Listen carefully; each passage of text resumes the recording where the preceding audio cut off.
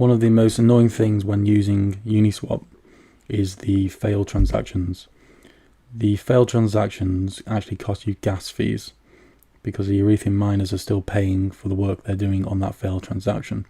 So some people are paying $100, $200 after several fadings and they don't even get the coin. It's crazy. But there is a way around it. So you may see a message like this: insufficient output amount. And then your transactions failed and you haven't got anything, except they've taken some ETH out of your wallet. So why does this happen? Well, firstly, when you're trying to get in on a coin and the price is fluctuating a lot, so for example, after an ICO, when there's lots of activity, or after a major announcement, the price is changing drastically.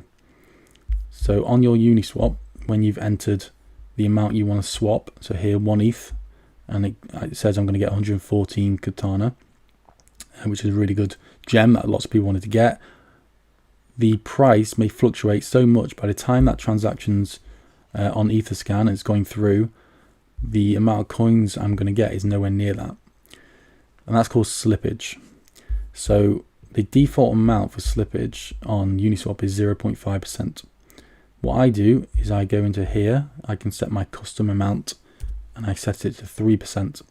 Now I don't use this when I'm just buying a coin, whereas just regularly buying a coin, but on an ICO or after a major event when there's lots of activity on that coin, then I'll set it to 3%, and that means I can get 3% less coins for my ETH or 3% more coins. And in fact, when I got into Katana, down here at the bottom, I put in 3% and the price actually dipped a little bit more by the time my transaction went through, that I actually got more coins than I thought I was going to get. So it can work in your favor. But if you set that 3% slippage, then your transaction is much more less likely to fail. And actually, since I've been doing 3%, I haven't had a single failure. So add 3%, you click off that, and then here it says your slippage tolerance is 3%. So you may use that for an ICO. The second thing is the amount of gas fees you're paying. So you'll recognize this from MetaMask. You'll have a cheap amount, average, and fast. Now obviously these amounts are much lower than they actually are. Usually it's around $50, $60 when there's lots of activity. So first thing you want to do is set it to fast. It's actually not much difference in price. It may be about $4 or $5 more, but it's worth it because your transaction is going to get through a lot quicker. And if it goes through a lot quicker, then the slippage is going to be a lot less. But what I do is I go one step further. I set it to fast. I then go into advanced options and actually set the gas price 10 to 15 higher in the GWEI.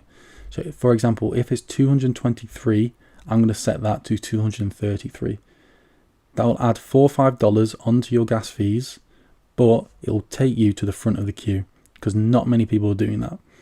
And the Ethereum miners prioritize the person paying the most gas fees. So what that means is when you're putting in higher gas fees, then suddenly you're going to the front of the queue and your transaction will be dealt with a lot quicker, meaning there's less chance for slippage. And you'll actually get the coins you're asking for and you won't fail. So there's two things you need to do to stop those transactions failing, saving you money. If you found this video useful, subscribe, like and share, and I'll continue to upload useful videos like this to help us all out.